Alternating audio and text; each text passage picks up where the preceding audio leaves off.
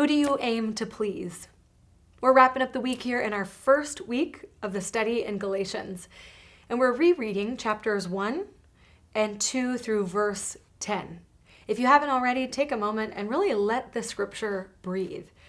You've heard about this passage all week as we've worked through it in our daily videos. I have the privilege of offering one thought that spoke to me. Alex even mentioned it Monday.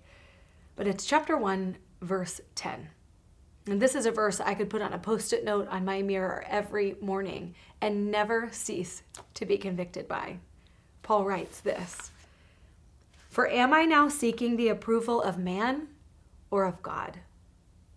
In all that I do, who am I trying to please? Am I trying to please man or am I trying to please God? What about you? Who do you aim to please? A lot of the times, my desires to please people are actually good. They'll get towards good ends. I want to please my children. I want to please my husband. I want to please my colleagues. I want to please you.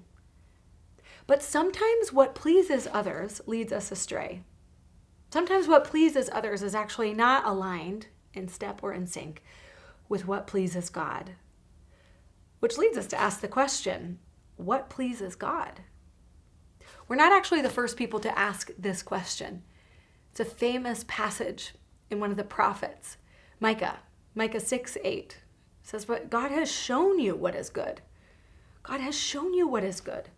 It's to do justice, to love mercy, and to walk humbly with God. So I would put that verse on a Post-it note right next to this. Who am I aiming to please, God or man? And when those things come in tension, who will I bow to? Whose approval am I seeking? That's my question for you today, wherever you're going, at home, at work, in your neighborhood. Who are you trying to please?